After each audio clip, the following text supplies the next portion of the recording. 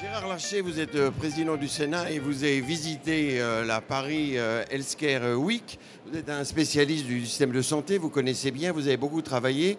Qu'est-ce qui vous paraît aujourd'hui important pour sortir un petit peu de la morosité actuelle sur l'hôpital, sur les EHPAD et sur la transformation du système de santé? Qu'est-ce que devrait annoncer le président de la République? Je ne sais pas ce qu'il devrait annoncer. Il a engagé une stratégie de santé. Le seul sujet dans notre pays, c'est que tous les 3 ans, on engage une stratégie différente. Et qu'à peine on a mis en place cette stratégie, qu'on parle d'une nouvelle stratégie. Moi, je vais répondre un peu comme un clin d'œil à ce que le président et le directeur général de la Fédération hospitalière privée m'a rendu, c'est-à-dire une vision des territoires. Il faut que la réponse de santé soit partout présente sur le territoire, qu'elle le soit avec qualité et avec pertinence.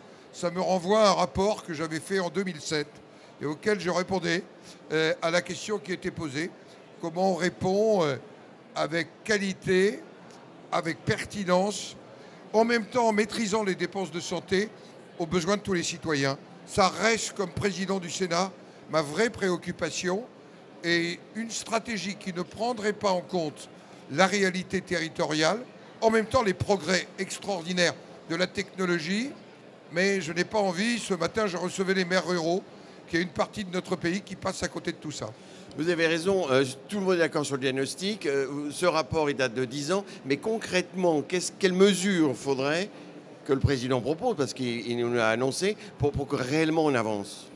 Pour que réellement on avance, je crois que le président, une fois qu'il aura défini, dans le cadre d'un dialogue que je souhaite authentique, les axes majeurs, qu'il donne du temps pour conduire les décisions qui ont été prises et qu'on arrête de cloisonner les systèmes entre eux, qu'on les fasse participer. J'avais proposé qu'on abatte les cloisons. C'est il y a maintenant 11 ans et je vois qu'il reste parfois encore des cloisons. Si on les abattait, ça marcherait mieux. Oui, mais c'est une image, une métaphore, abattre les cloisons. Concrètement, est-ce que c'est les tarifs? Parce qu'on parle beaucoup des tarifs. C'est une des approches, mais en même temps, c'est aussi la manière dont chacun remplit ses missions de service public. Parce que la réalité, c'est aussi ça. Et ça nécessite des adaptations tarifaires. Ça nécessite aussi des réponses. Ne pas sélectionner le patient, c'est une réponse qu'on doit relever collectivement. Voilà. Et sélectionner le patient, c'est-à-dire?